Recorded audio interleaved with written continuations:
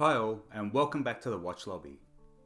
Before we kick this video off, I just wanted to start by saying I've been producing content on YouTube for about 4 months now, and I wanted to share my appreciation to those early supporters of the channel, those of you that reach out via email, Instagram, or comment on the videos. I felt it was very important for me to share my appreciation with all of you out there to let you all know it's definitely not unnoticed. Now, let's get into it. Today, in my hands is another watch that has been sent in for review by a viewer. A big shout out to you. We have the Orient Ray II. After spending a bit of time with this piece now, and actually having a couple of Orient Rays, both 1 and 2 in my collection in the past, I'm fairly confident in saying that this piece is something that every watch collector has to have experience with at one point or another. This to me is that gateway watch for new collectors, but also that watch that existing collectors keep looking back to. I've bought and sold 3 Orient Rays of different iterations over my long life in watch collecting, and while creating this video I'm so tempted to add another one back into my collection. And I'll tell you why. This is one of the last remaining watches, in my opinion, from a big manufacturer that is just incredible value. You get one of these posted and in your hands for right around 160 to 180 Aussie dollars. I want to preface this review by saying every comment I make from this point on is taking the price into consideration. Could this be better? Absolutely. But with price in mind, this is one hell of a piece. We'll start like we usually do and go over the measurements. Measured horizontally, including the crown, we get a measurement of 44.9 millimeters.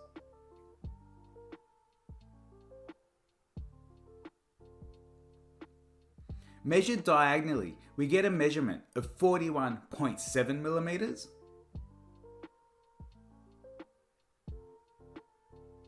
We get a lug to lug of 43.8 millimeters.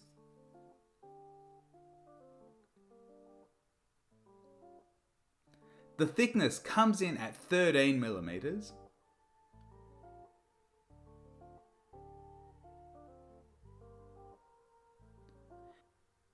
A lug width of 22 millimeters, with measurements from the first link of 20.7 down to 19.6 at the last link, and back up to 21.4 at the clasp.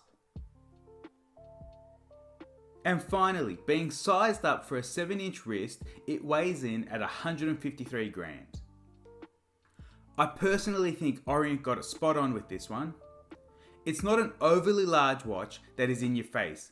The sizing is perfect, as you can see here on my roughly 7-inch wrist.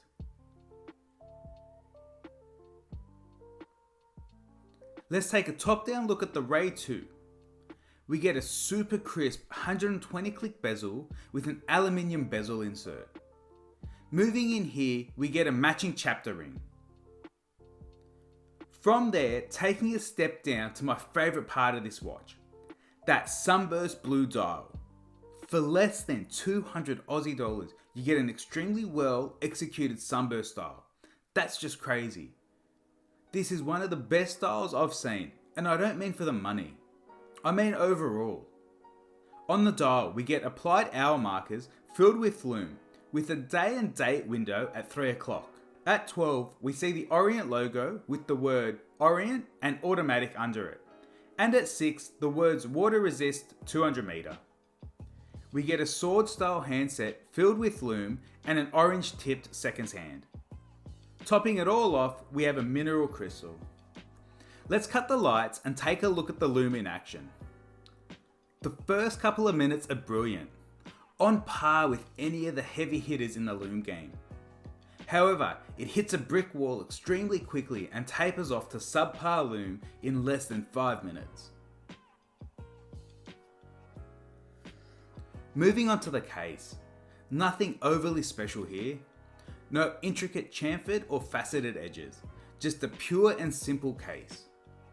We get brushed lug hoods with a polished side case. Not to mention at 3 o'clock we get a signed screw down crown. That's right, signed with the Orient logo. Stepping down from the case into the bracelet, we get what is made to appear to be a multi-link bracelet. where in fact it's just a single piece link bracelet that has just been brushed with 2 polished highlights down the middle.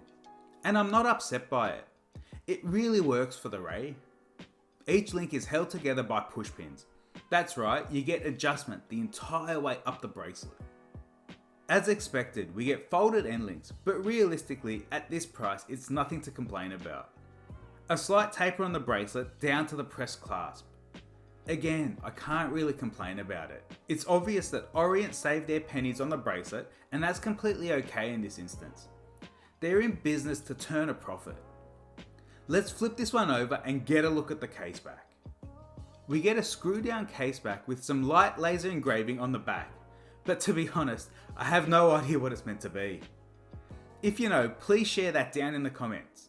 Other than whatever is engraved in the center of the caseback, we get the standard engravings of the serial number, water resistance 200 meter, stainless steel, and movement Japan, along with the word Epson, as Orient falls under the Epson group. Under the caseback, we get Orient's in-house movement in the F6922. It hacks and hand winds with a power reserve of roughly 40 hours, with a beat rate of 21,600 beats per hour, and an accuracy of plus 25 to minus 15 seconds a day. I'm not sure what else we can ask for from a piece that is priced the way it is. As final thoughts on the Ray II, I think it's a well-rounded piece. The proportions are spot on for the majority of people out there. You get a brilliant workhorse in-house movement, 200 meters of water resistance, all available in a few dial color options. It'll make the perfect first watch for anyone dipping their toes into the watch game. But equally, it'll make for a brilliant piece for an existing collector that is just looking for a daily wearer for an incredible price that packs a whole heap of watch nerd goodness inside. As I'm filming and editing this video, I find myself looking online potentially picking one up for myself. Again. For the 4th time. This is somewhat awkward. Coming from someone that personally has a vast variety of pieces in my collection, I somehow find myself being drawn back to Orient divers, time and time again. In my opinion, a lot of collectors out there need to drop the pompous attitude. I think there is something special in appreciating pieces like the Ray for what they are, and not comparing their shortcomings with pieces 5 to 10 times their price. Orient know their place in the market, and they play in that space incredibly well. So what should you do? Well, if you've gotten this far into the video, you're either into watches or you're really considering an Orient Ray II. If you're the latter, after you're finished watching this video, and of course hitting that like and subscribe button, head over and place that order. You can't go wrong with an Orient Ray in your collection. And with that said, we've come to the end of another video. I didn't mean only those wanting to buy an Orient Ray should like and subscribe. I mean all of you should. And like always, thank you for watching and stay safe.